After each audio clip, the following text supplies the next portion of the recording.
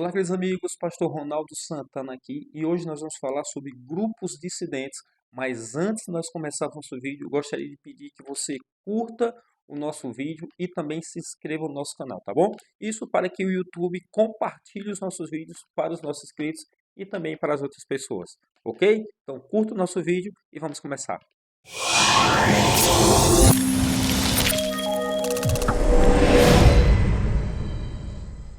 Grupos dissidentes são formados por pessoas que já fizeram parte da Igreja Adventista e que hoje fazem oposição à Igreja, mas se declaram adventistas, falam que são adventistas. Então, este é o problema, porque como eles se declaram ainda da Igreja Adventista, causam muita confusão em pessoas, em igrejas que não têm armas suficientes para se defender. Isso tem acontecido muito. Os grupos dissidentes, eles geralmente são pequenos, mas são muitos grupos dissidentes, tá? E de vez em quando a gente escuta notícia de um grupo que causa problema na igreja, que causa problema na outra igreja, e assim vai. Como você vai reconhecer uma pessoa ou um grupo dissidente para que então você se defenda? Primeira coisa que você tem que entender: um grupo dissidente, uma pessoa dissidente, ela tem a síndrome do Messias, tá? Eles têm a síndrome do Messias, a síndrome do reformador. Eles começam a citar problemas da igreja, muitos problemas reais, outros problemas imaginados por eles.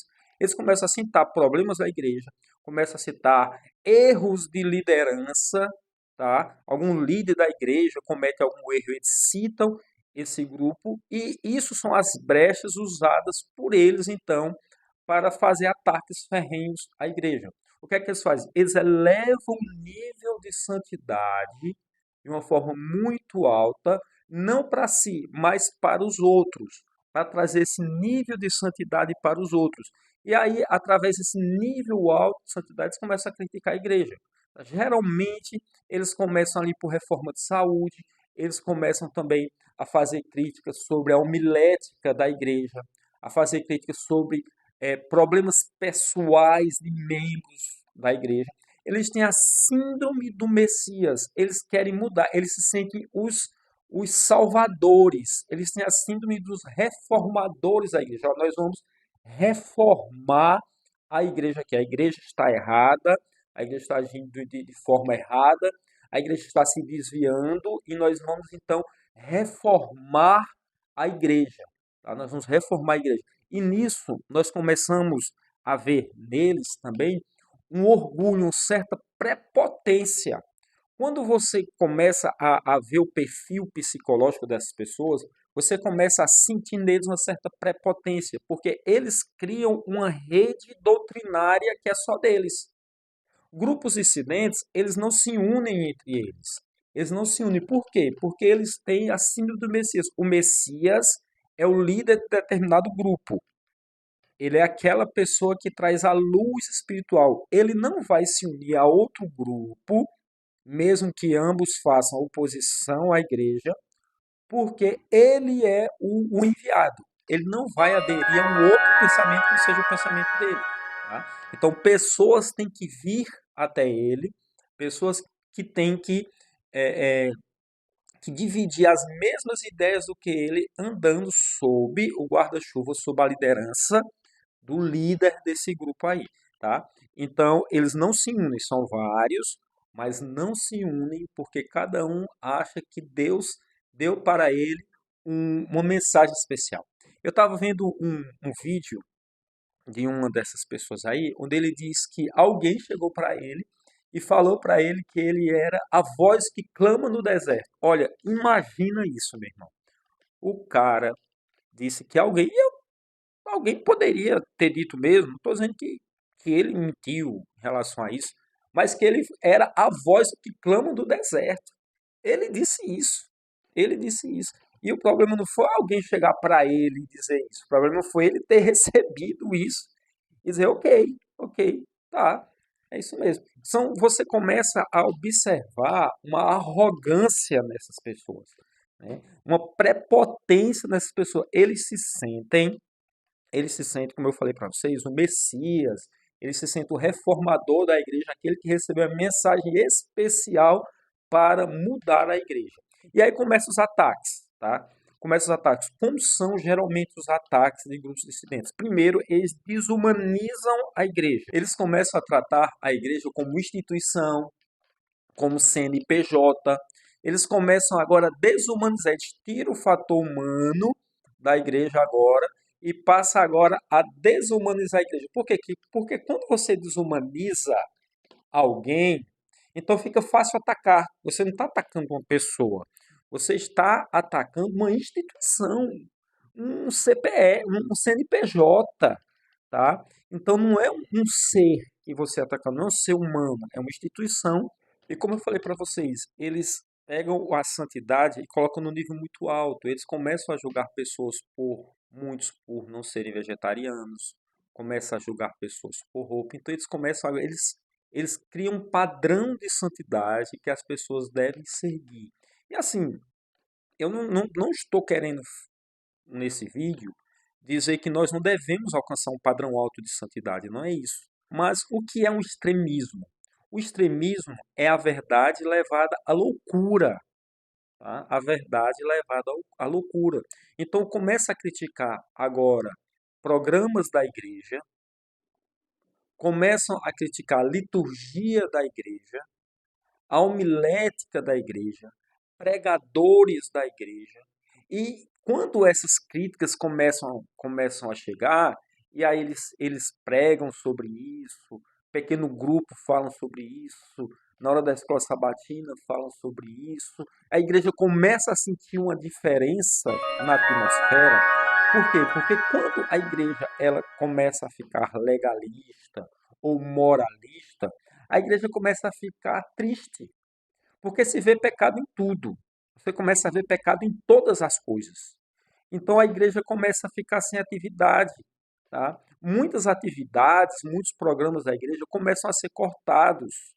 Os membros de muitas igrejas às vezes não têm armas para se defender, porque aquilo ali até parece ser algo bom, até parece ser algo louvável, tá? Então os membros, a igreja começa a cortar programas, a igreja começa agora, alguns irmãos começam a julgar um ao outro. Então, a atmosfera da igreja começa a ficar diferente, fica mais pesada. Nós temos uma atmosfera de igreja mais pesada por conta disso. E a igreja começa a mudar. A igreja começa a mudar, tá? Quando a igreja começa a mudar, a liderança da igreja a liderança da igreja, pastores, anciãos, que veem que essa mudança não é algo bom, essa mudança não é algo espiritual, mas é fruto de um legalismo, é fruto de um extremismo, de algo exagerado, a liderança começa agora a reagir. Os pastores, anciãos, diretores, departamento, a liderança no geral começa a reagir agora contra essas pessoas, contra esses grupos dissidentes. Eles começam a reagir agora. Quando a igreja começa a reagir, então entra-se agora o vitimismo e a síndrome do Marte. Sabe a síndrome? Aquele que vai sofrer pela causa, aquele que vai morrer pela causa. Então agora começa-se então o vitimismo, porque eu estou sendo atacado, eu estou falando a verdade, por estar falando a verdade, eu estou sendo atacado.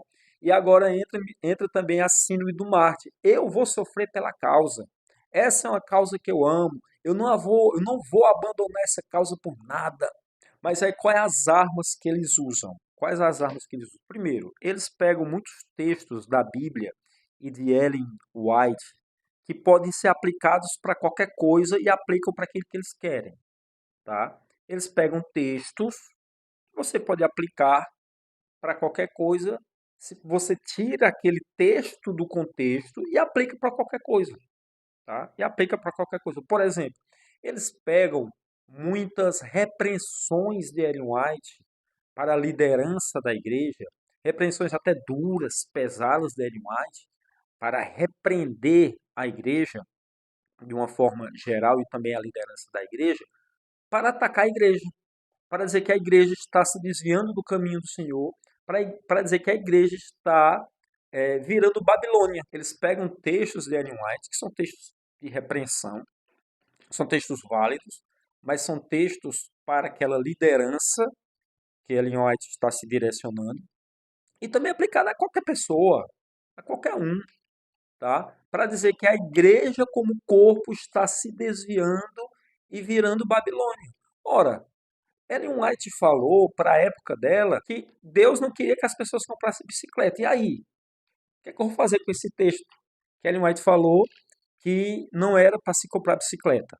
Se você tira esse texto do contexto no qual ela falou, fica algo ridículo. Fica algo ridículo. Mas você tem que entender que quando Ellen White falou isto, a bicicleta na época dela era o preço de um carro. Que homens, por status, estavam comprando bicicleta enquanto a sua família passava necessidade, passava dificuldade, tá? Então era para a época dela, trazendo para essa época, a gente pegando o princípio desta época de hoje, ela poderia dizer assim, olha, não compre um celular que é o dobro do salário que você ganha todo mês. Tá? Então, se você ganha X por mês, não compre um celular que é 2x. Então, é basicamente isso que ela estava falando se você pegar o princípio. Então, se você pegar muitos textos de Ellen White, como também textos da Bíblia, você pode fazer o que você quiser. Na Bíblia, nós temos Deus mandando o pai matar o filho. E aí? Se você tirar do contexto isso aí, então fica algo ridículo. O que é que você vai fazer com um texto como esse? Então, a gente tira muitos textos de Ellen White e descontextualizam esse texto e também texto da Bíblia e vão fazer ataques à igreja. Tá? Mas quando esse texto é colocado dentro do seu contexto, você vai ver que, na maioria das vezes, Ellen White falou justamente o contrário. Tá? E o que eles dizem que é algo muito grave, eles dizem, olha, a igreja adventista se tornou Babilônia. A igreja adventista se tornou Babilônia. Babilônia é o sistema religioso falso. Babilônia é o sistema religioso falso. Eles falaram assim, a igreja adventista está se apostatou e virou Babilônia. Mesmo que Ellen White, várias vezes, de várias formas, falou que não é verdade, que a igreja adventista não está virando nem vai virar Babilônia. Olha o que ela diz no livro Testemunhos para Ministros e Obreiros Evangélicos. Tá? Isso você pode encontrar no livro Testemunhos para Ministros e Obreiros Evangélicos, páginas 50, 58 e 59. Ela diz o seguinte: Deus tem um povo distinto, uma igreja na terra, inferior a nenhuma outra, mas a todas superior em suas facilidades para ensinar a verdade e para vindicar a lei de Deus. Meu irmão, se estás ensinando que a igreja adventista do sétimo dia é Babilônia, estás errado.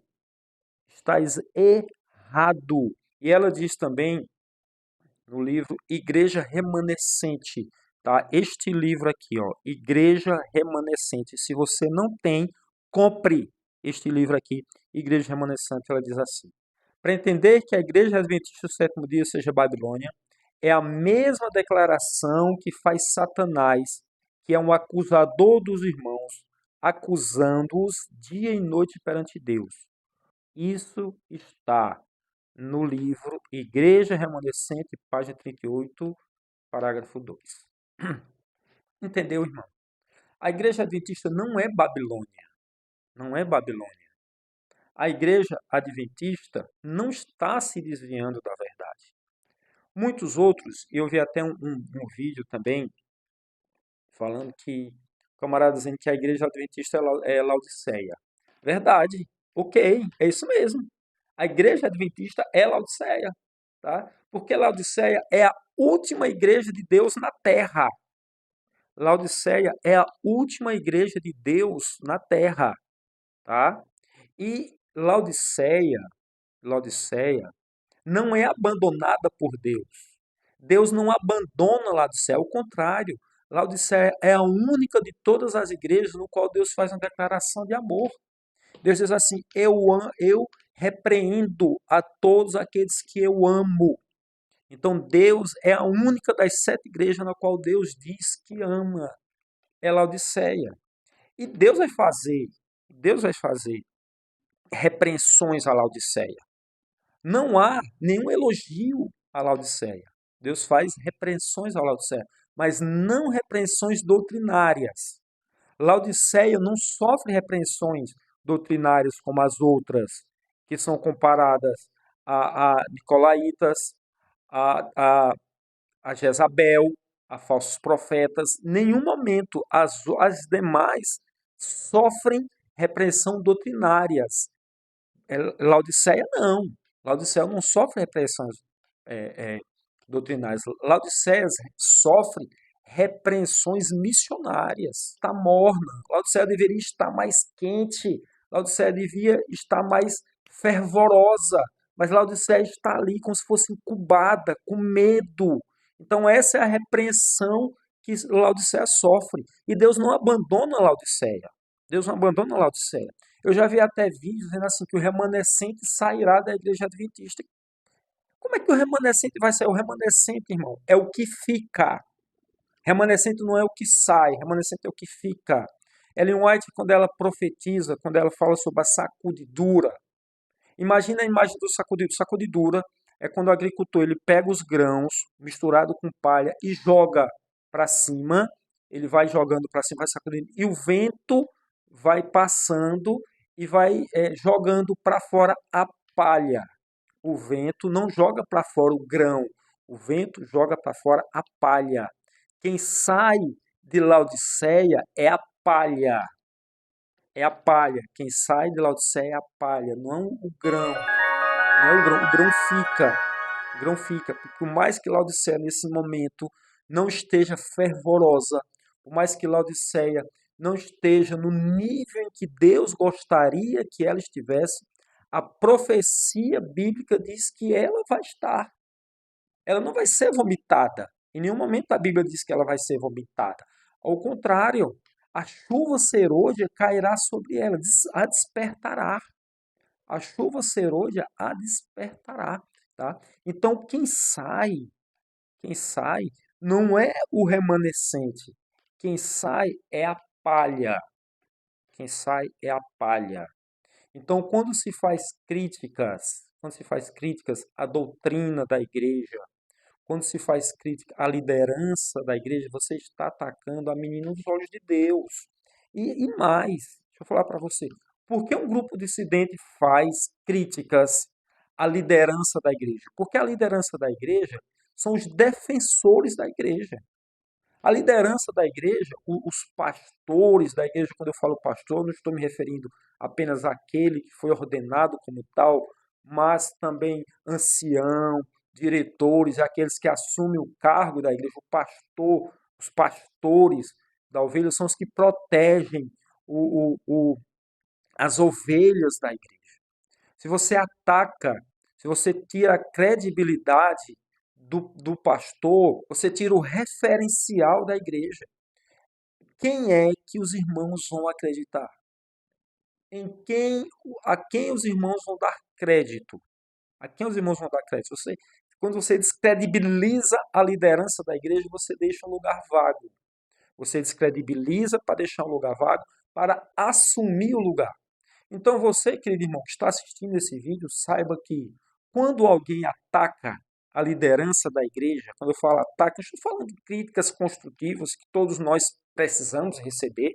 Eu preciso receber críticas construtivas, todos precisam receber críticas construtivas. Não, mas ataques para tirar o posto, para tirar a referência da igreja, que ele fica vago.